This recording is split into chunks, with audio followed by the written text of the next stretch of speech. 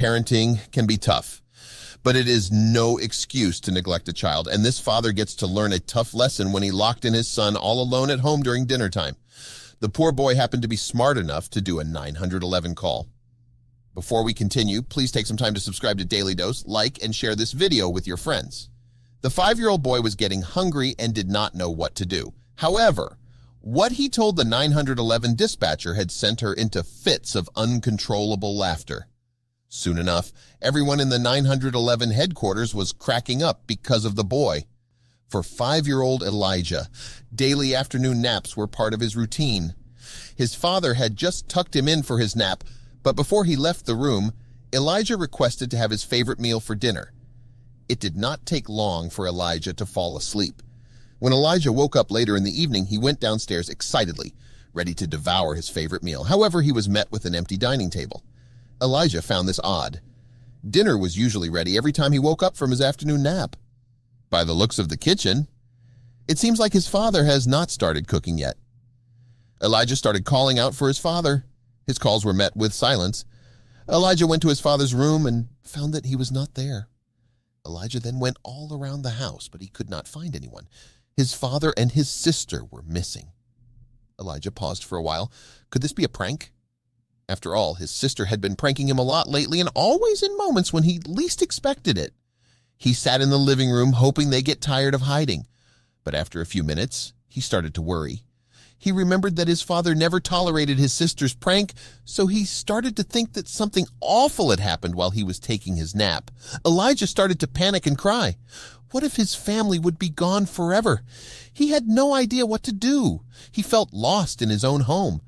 And to add to that, he was starting to feel hungry. He wished everyone would show up so that they would be gathered at the dining table to start eating. Elijah tried to go out of the house to ask for help from their friendly neighbor, but he found that he was locked from the outside. Elijah was officially home alone. This was when Elijah saw the telephone. He thought about calling someone, but realized he did not know anybody's number. Then he remembered something. His mother taught him to call a number for help in case he was in trouble. It was short, and he remembered it easily.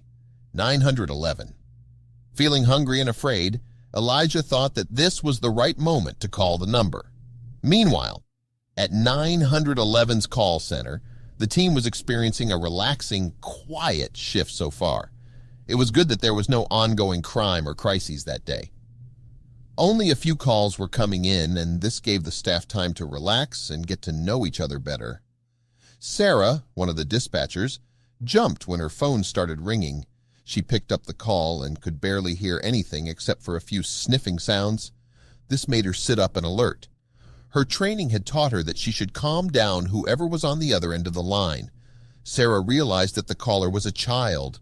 This made her more concerned.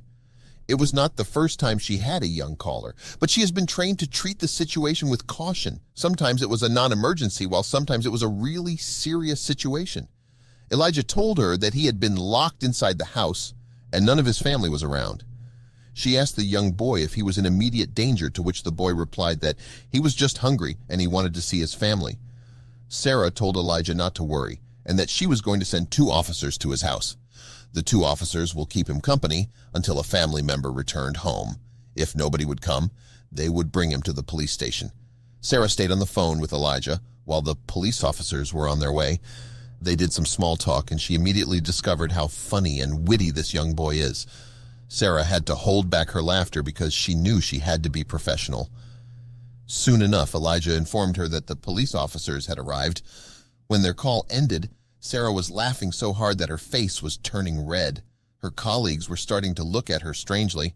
After all, their work is not something where you get to laugh. She shook her head and played the recording for them. Soon her colleagues were laughing out loud as well. Sarah could not resist getting her own copy of the recording. She just knew that this would be one of the most memorable calls that she'd get in her career as a 911 dispatcher. After the call, Sarah could not stop thinking of the young boy. So, Sarah decided to do a bit of research on Elijah and his family. She was able to find Elijah's father on Facebook after a quick Google search. He looked just exactly the way Elijah described him. Sarah scrolled down the father's profile page and found some of his posts to be depressing. It made her worry and thought of Elijah, who had been left alone, locked up in their house. She continued scrolling, hoping to find a clue about what was going on. Then she started seeing posts about Elijah's mother. Elijah's father had announced in a post dated a few months ago that he and his wife had separated. It seemed that the couple had been going through a rough patch, which led to their inevitable end. Sarah scrolled back up again and noticed that since the separation, Elijah's father had been posting strange and erratic things. It looks like he was not handling the separation well. She could not help but wonder whether he was taking good care of the kids. Then Sarah saw a post that gave her the chills. This post changed everything. Suddenly, Elijah's phone call was not that funny anymore. Sarah called up the 2 officers assigned to Elijah to inform them what she had found out. With the new information, the 2 officers thought that it would be best to bring Elijah to the police station. It was starting to get past dinner time and nobody had shown up yet. Something definitely needs to be done. Sarah looked at the time and realized that her shift was almost done. She thought about dropping by the station to meet Elijah in person. After all, she barely gets opportunities to meet her callers, but would it be weird? Would it be overstepping some boundaries? Sarah approached her supervisor. She thought it was best to ask for permission about the situation. Sarah's supervisor did not love the idea at first. In their profession, it was best to not let work and their personal lives mix up.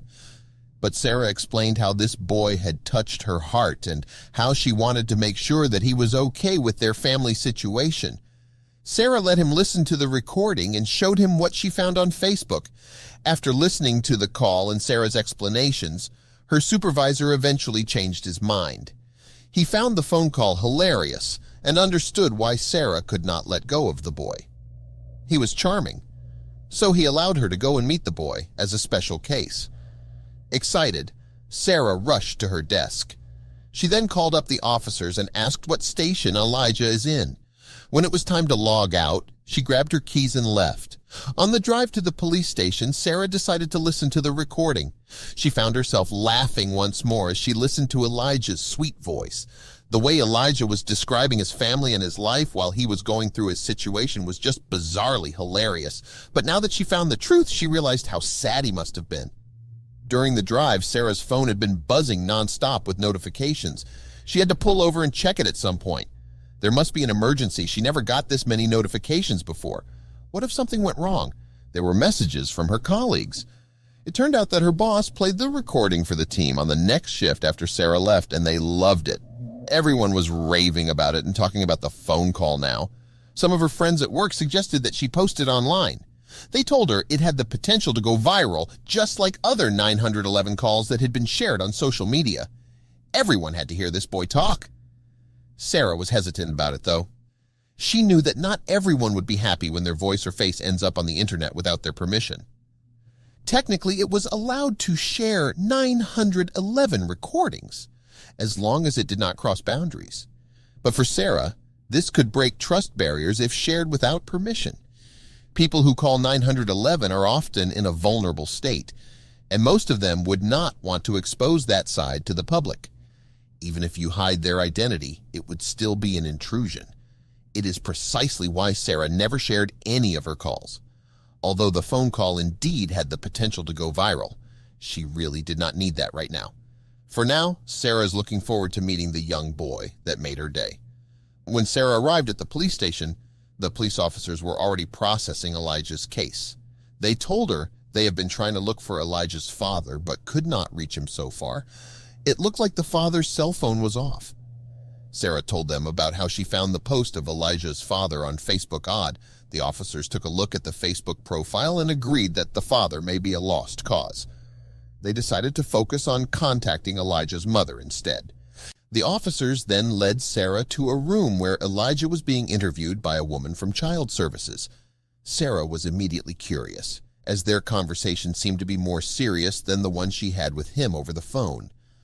When Elijah paused to look at her curiously, Sarah approached and introduced herself as the 911 lady who spoke to him on the phone. His eyes immediately grew wide and lit up. "You are so nice," he said, and instantly gave Sarah a big hug. Sarah found herself laughing and could not help but hug him back. The woman from Child Services watched this interaction and had a confused look on her face. She let them talk and catch up a bit before giving Elijah a comic book to read. She then took Sarah aside to ask for an explanation. After all, 911 dispatchers barely get to meet their callers. Sarah explained that she guided Elijah when he called and stayed with him on the line until the police arrived. Her conversation with him was just so heartwarming that she became curious. She then explained what she found on Facebook and how she felt like she needed to meet Elijah in person.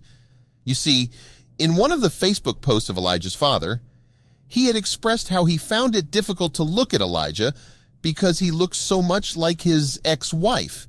In fact, he even speculated that life would probably be better if he did not have custody of Elijah.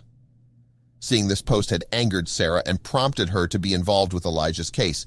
How could anyone not want this smart and funny boy? She found herself tearing up at the thought. It was as if the father was blaming Elijah for the separation. Sarah recalled how Elijah told her over the phone that his father did not like him that much, but he considers himself the best kid in the whole wide world. She also recalled how Elijah described his father as a mean, silly Billy and unfair with no hair. The rhyming insults seemed funny back then, but seeing the Facebook post now made her feel sorry for the kid at this point. She admired him for acting like nothing was happening when in fact he was stuck in a bad family situation. Elijah was a brave boy. In fact, Elijah told Sarah that he did not need anybody to come and pick him up when Sarah told her that she was going to send police officers to his house. Elijah expressed that he was starting to like having the house to himself, although he admitted he would like to have somebody to talk to and asked if she could stay on the phone until the cops arrived. He even asked if they could bring him food. This just showed how much Elijah's father had been neglecting him. Finally, the police were able to reach Elijah's mother. She was on the way to pick him up. The police officer told Sarah that the mother was panicking when she heard what Elijah had been through. She had no idea that he was being neglected by her ex-husband. When Elijah's mother arrived, it was clear to see how worried she has been. Sarah sat with her and Elijah as they waited for some paperwork. She shared that she had lost contact with Elijah's father since the separation. Elijah's mother then shared that she did not fight for custody because her kids seemed to prefer their father more than her. She assumed the kids would be in better hands with their father, but now it was clear that this was not the case for Elijah. After processing the paperwork, Elijah went home with his mother. She informed Sarah that she planned to process getting custody over him. Given the recent action of his father, she thinks the court would rule in her favor.